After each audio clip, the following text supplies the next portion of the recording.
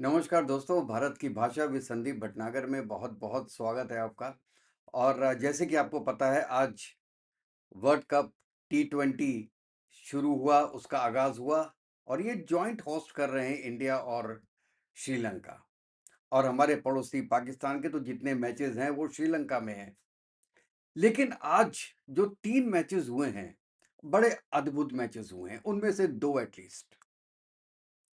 मतलब पूरा सीसॉ चला है पूरे दोनों मैचेज़ में, उनके बारे में आज हम आपको बताएँगे। और हम बताएँगे कि जो पाकिस्तान ने मना किया था कि हम इंडिया के साथ 15th को मैच नहीं खेलेंगे, उसकी क्या अपडेट है। तो दोस्तों, आगे बढ़ने के पहले मैं रिक्वेस्ट करता हूँ कि जिसने मेरा चैनल सब्सक्राइब नहीं किया है, वो प्लीज़ मेरे चैनल को लाइक कीजिएगा और सब्सक्राइब कीजिएगा। दोस्तों, सबसे पहले बात करते हैं पाकिस्तान और नीदरलैंड के मैच की। और लगभग पाकिस्तान नीदरलैंड से मैच हार चुका था। आप नंबर देखेंगे तो नीदरलैंड ने बनाए 147 19.5 ओवर में और वो 148 बनाया पाकिस्तान ने 19.3 ओवर में। मतलब 19th ओवर में जाके उन्होंने बनाया। और आपको पता है लास्ट के 2 ओवर में 29 रन्स बनाने थे। मैंने तो सोचा नहीं बनेंगे, लेकिन फिर इनके जो बॉलिंग ऑलराउंडर हैं फ़हीम अशरफ, उसने बहुत ही अच्छी, मैं कहता हूं कि पाकिस्तान की विनिंग नॉक उसने खेली आज। और किसी न किसी तरीके से उस पाकिस्तान की नैया पार लगवा दी। तो ये मैच में भी बहुत उलटफेर होने की बहुत ज्यादा चांसेस थी, नहीं हुआ। और एक मैच तो आपको पता है वेस्ट इंडीज और स्कॉटलैंड का था, वो साधारण मैच था। वेस्ट इंडीज ने 182 रन बनाए 5 विकेट्स पे और उसके जवाब में स्कॉटलैंड 147 बना के ऑल आउट हो गया 18.5 ओवर्स। तो अब तीसरा मैच जो इंडिया और यूएसए का हुआ, सोच रहे थे बड़ा सिंपल मैच होगा, इंडिया तो जीत ही जाएगा। मैच के बीच में मैं ये सोच रहा था कि जब 2 साल पहले यूएसए ने पाकिस्तान को हराया था यूएसए में, तो पूरा एक्स, पूरा यूट्यूब भरा हुआ था कि ये मिरेकल हो गया और पाकिस्तान कैसे हार गया। पाकिस्तान की टीम तो बी ग्रेड हो गई, जो एक ऐसी टीम से हार गई जो कि बिल्कुल नई नई टीम है। लेकिन दोस्तों, वो ही सिचुएशन आज इंडिया के साथ होने वाली थी। आप जानते हैं इंडिया के 5 विकेट 77 रन पे गिर चुके थे 13वें ओवर में, जब हार्दिक पांड्या आउट हुए। तो उस वक्त क्या सोच रहे थे कि 110 120 से ज्यादा रन बन ही नहीं सकते इंडिया के, और इंडिया मैच हार गई। मैंने तो टीवी बंद कर दिया था।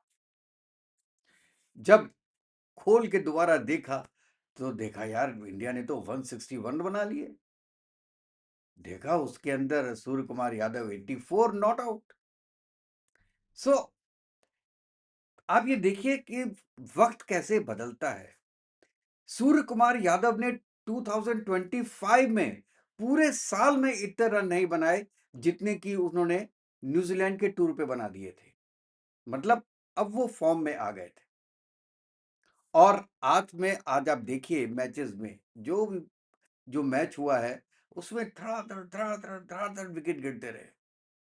ऐसा लग रहा था कि लोग केवल शॉट मारने आए हैं, गेम खेलने नहीं आए।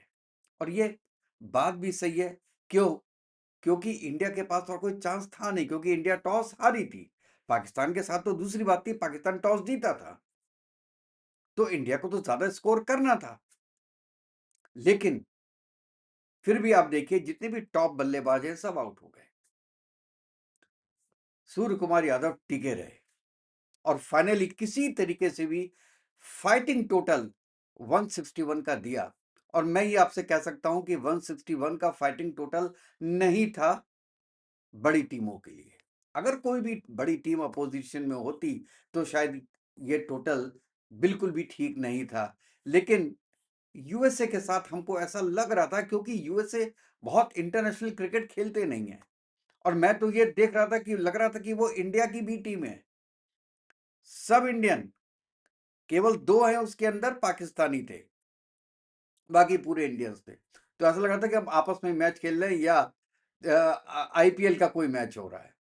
लेकिन फिर भी बहुत ही अच्छा मैच हुआ। उनके बॉलर्स, जो ओपनिंग बॉलर्स थे, दे वर फैंटास्टिक, और टिकने नहीं दिया किसी को भी, हमारे बड़े-बड़े दिग्गज जो प्लेयर हैं उनको। चाहे वो आपके अभिषेक शर्मा हो, चाहे वो आपका रिंकू सिंह हो, कोई भी प्लेयर हो। दुबे तो पहले बॉल पे आउट हो गए। कोई भी प्लेयर हो इंडिया के, केवल एक बैट्समैन को छोड़ के बाकी टिके नहीं। और सूर्य कुमार यादव ने भी शुरू में बहुत हल्के खेलना शुरू किया, क्योंकि उनको ऐसा लगा कि शायद वो अगर आउट हो गए तो इंडिया भी 100 भी क्रॉस नहीं कर पाएगा। और एक एक वक्त में तो हम ये सोच भी रहे थे कि इंडिया 100 क्रॉस नहीं कर पाएगा। लेकिन फाइनली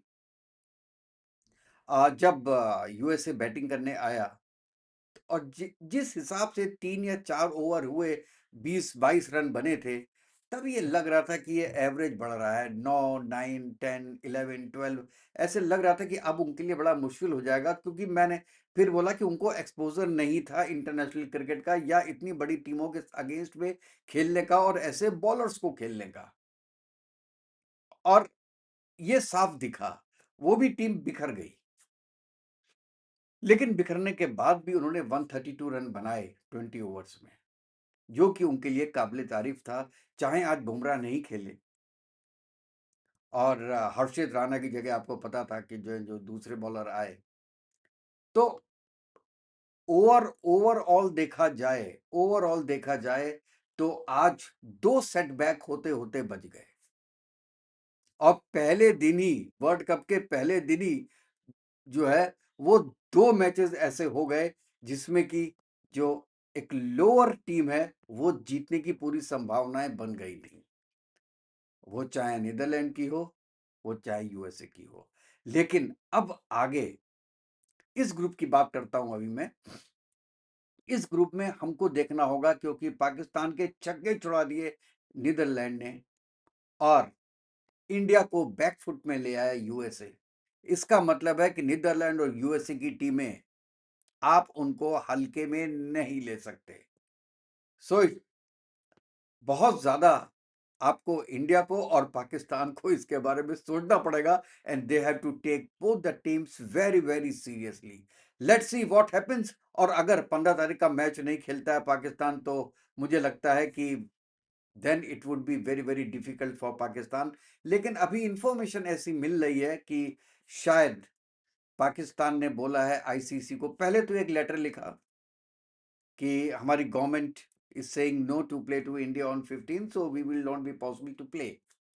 और फोर्स मजॉर की उन्होंने क्लॉज बता दिया कि दीज आर द क्लॉसेस। उसका डिटेल मांगा फिर आईसीसी ने कि ठीक है आप कह रहे हो, इट्स फाइन, लेकिन आप बता दीजिए उन जो फोर्स मेजोर क्लॉज आपने नंबर लिखा हुआ है उस वो कहता क्या है, व्हाट डज इट डिटेल, किन परिस्थितियों में गवर्नमेंट कह सकती है, और क्या वैसी परिस्थिति थी, और क्या ये केवल एक सिंगल आउट इंडिया के साथ ही ऐसी परिस्थिति हुई, बाकी टीमों के साथ नहीं है, because you have already played the game with Netherlands today. तब हमको पता था पहले ये बैक ट्रैक तो करेगा करेगा, बिल्कुल बैक ट्रैक हो गया। And then now PCB says कि we want to talk to ICC, and कोई म्यूचुअल हम सॉल्यूशन निकालें इस चीज का। तो let's see, next 24 hours very very important, कि पाकिस्तान खेलता है या नहीं खेलता है। और अगर मेरी नजरों में आप सोचिए तो पाकिस्तान को खेलना ही नहीं चाहिए। एक स्टैंड ले लिया ना भैया तो ले लो, मत खेलो इंडिया के साथ। इंडिया भी मरा नहीं जा रहा है तुम्हारे साथ खेलने के लिए।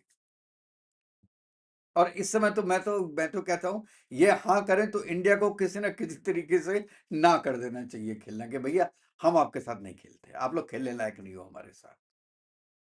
आपने ऐसा एक सस्पिशन बना के रखा हुआ है यार। अब तो एक हफ्ते से ज्यादा का टाइम है थोड़ा सा बस, और अभी भी डावाडोल हो रहा है कि पाकिस्तान बहुत बड़ी टीम है। ठीक है, मीडियोकर टीम है। I can understand, India India और पाकिस्तान के मैचेस का अपना एक रुतबा होता है, उसका फाइनेंशियली भी बहुत स्ट्रांग होते हैं। जो आपके डिस्ट्रीब्यूटर्स होते हैं, जो ब्रॉडकास्टर्स होते हैं, उनके लिए this match is very important.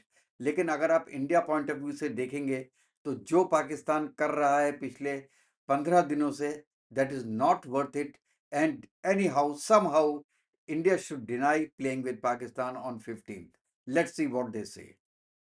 लेकिन India should not lose the points उन्हीं को लूज करने चाहिए, तब तो ठीक है। एंड मैं तो कहता हूं India will be very happy if Pakistan now at this point of time से नो। आपका इसका क्या विचार है, और आपका क्या विचार है तीनों मैचेस के? क्या ये जो 2 मैचेस हुए हैं, ये आई ओपनर नहीं थे पाकिस्तान के लिए और इंडिया के लिए? और क्या इन दोनों मैचेस के बाद अब इनकी खेल में ये आपका पाकिस्तान और इंडिया दोनों के खेल में क्या निखार आएगा? मुझे तो लगता है कि ज़रूर आएगा, क्योंकि कहते हैं ना कि आप दूध का जला छाछ भी फूँक-फूँक के पीता है। आपकी क्या राय है दोस्तों, इसके बारे में बताइएगा। तो फिर नेक्स्ट वीडियो में मिलते हैं। तब तक के लिए जय हिंद, जय भारत, वंदे मातरम। खुश रहिएगा दोस्तों, स्वस्थ रहिएगा।